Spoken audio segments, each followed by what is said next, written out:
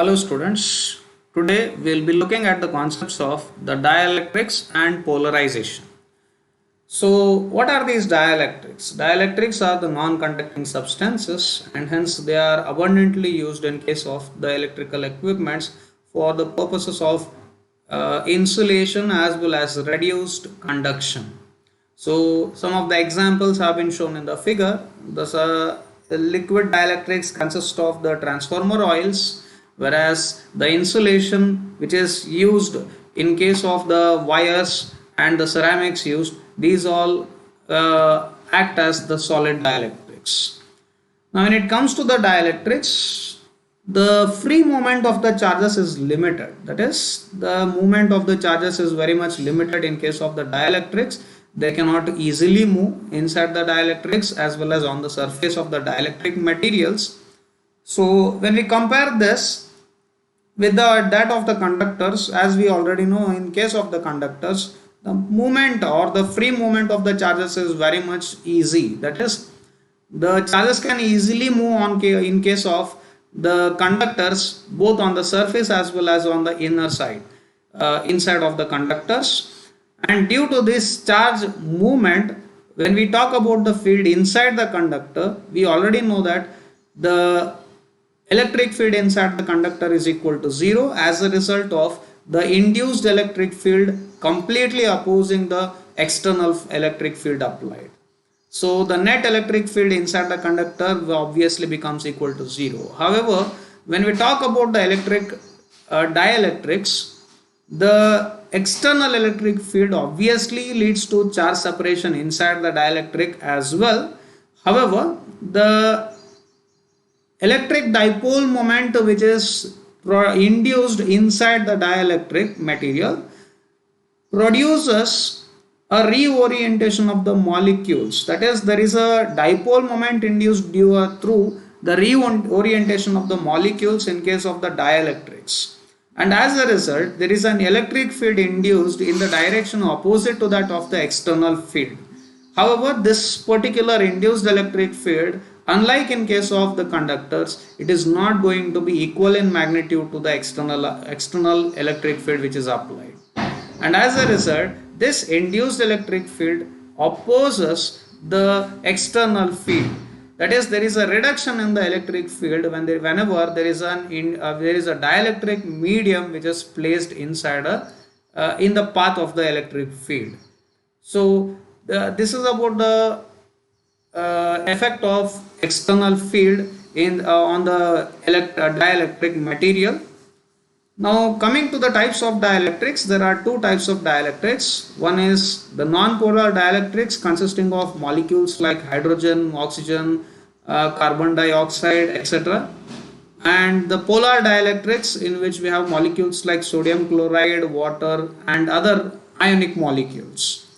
So we can see the diagrams over here.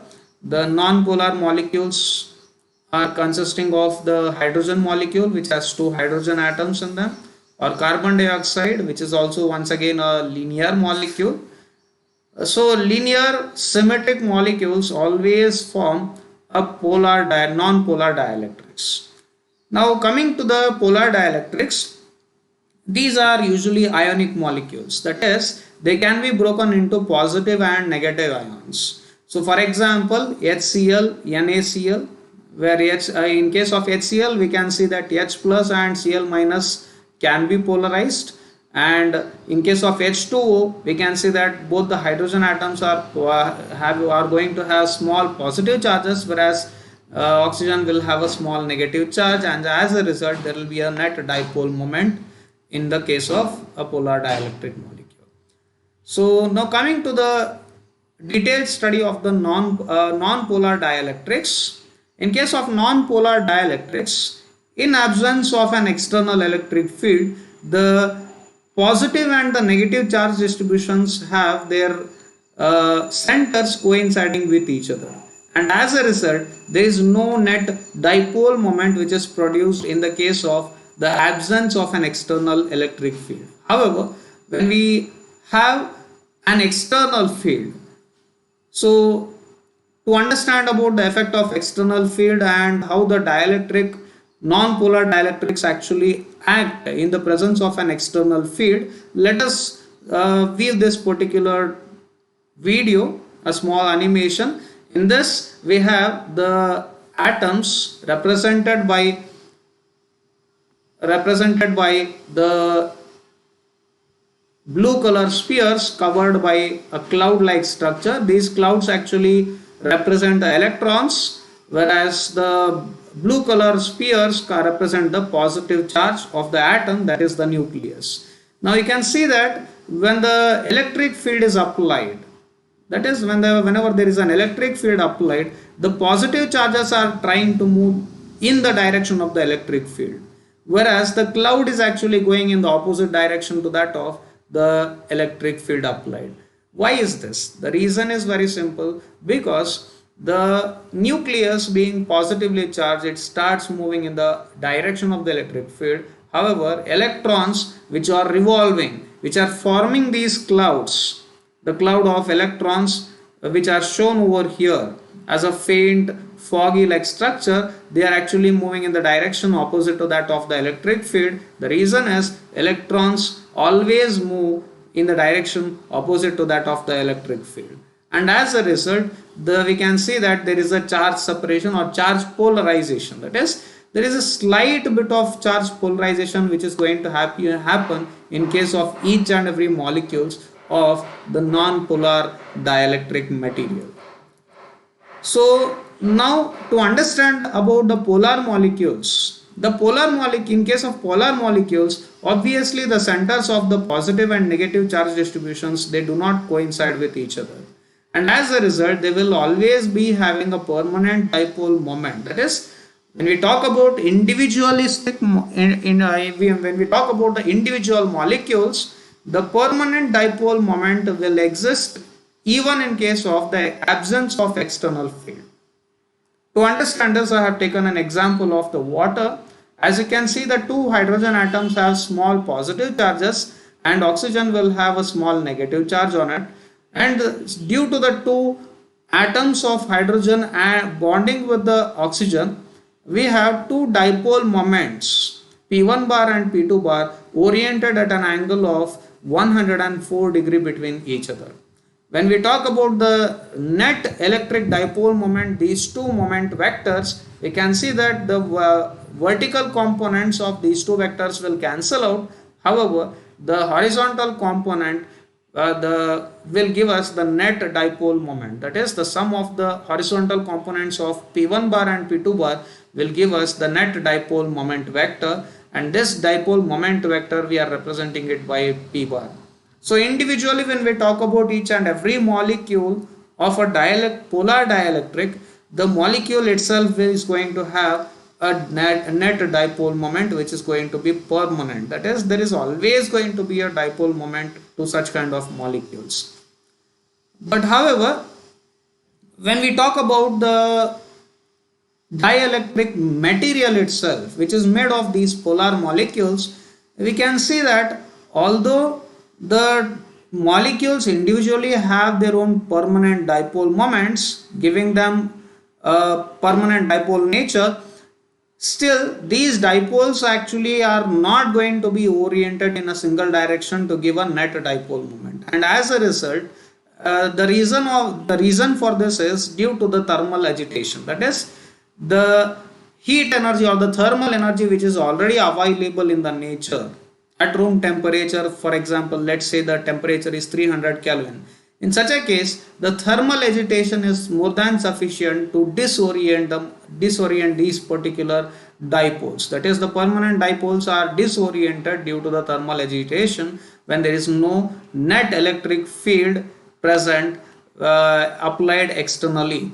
So when we talk about the application of the external field, when the external field is applied, these disoriented molecules now start orienting themselves. That is, the net dipole moment can be observed in the direction of the field when the external field is applied. This is due to the realignment of these dipoles, permanent dipoles.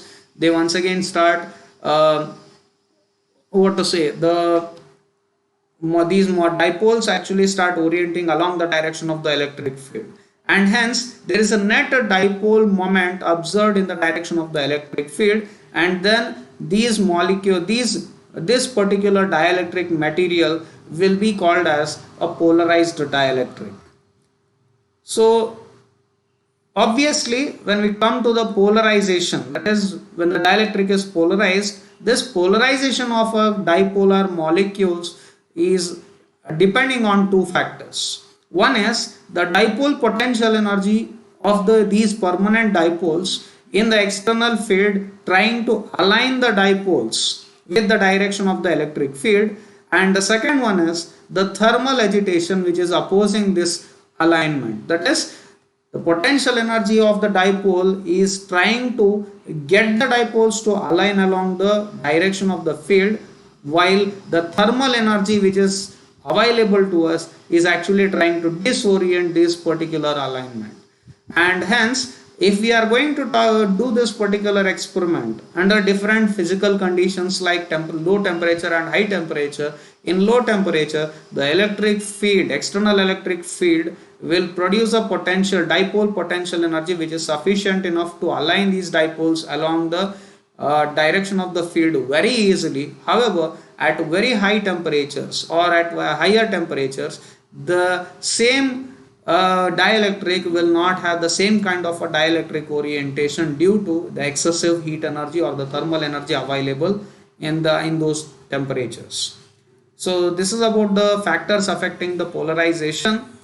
Now talking about the polarization, the electric polarization usually is given as P bar, and it is defined as the net dipole moment per unit volume. That is, per unit volume how much of net dipole moment is produced in a dielectric by the electric field, we call it as polarization. And this in case of the linear isotropic dielectrics. Now what are linear isotropic dielectrics? The dielectrics in which the molecules are going to align along the direction of the electric field. That is, if the polarization is going to happen along the direction of the dielectrics, then we call such kind of a dielectric material as the linear isotropic dielectrics. In case of linear isotropic dielectrics, the polarization vector is given as chi e into e bar, where chi is called as the it is actually a constant of proportionality which is called as the susceptibility, electric susceptibility of the dielectric medium. So now let us understand a bit more on the polarization in case of the dielectrics. So what happens inside the dielectric material when an external field is applied? So obviously the inside alignment of the molecules is going to be actually affected by the polarization. That is, the external field is going to make sure that the permanent dipoles are going to be oriented along the direction of the field. Thereby there is a net dipole moment which is produced inside a particular dielectric material. So a dielectric slab, when it is placed in an external field, the charges are actually so distributed over the surfaces that there is a uniform charge density that we can observe on one side of the dielectric material. That is, one type of charge distribution takes place on one side, the opposite type of charge distribution takes place on the other surface of the dipole. That is, on the two surfaces the charge polarization happens in a uniform manner. That is, uniformly there is a charge distribution on one side of the dipole that is facing away from the electric field. However, the opposite type of charge distribution takes place in the direction facing towards the electric field. So to understand it in a better manner, if we are going to consider a small unit volume of delta V somewhere inside the dielectric, obviously inside this particular small unit volume there is no net charge, because the net charge of a dipole once again is equal to 0, because it has both positive and negative charges. Net charge surely is going to be equal to 0. Now if we just look at the surfaces normal to the direction of the electric field, we can see that there is a net charge density which is created on either side of the dielectric. one side is going to be having a positive charge density and the other side is going to have a negative charge density, and due to this there is an induced electric dipole moment as well as an induced electric field in the direction which is opposing the external field. So the polarization is going to happen in the direction of the electric field because the electric dipole moment is along the direction of the electric field. However, inside the dielectric, the material is going to have induced electric field which reduces the effect of the external field inside the dielectric.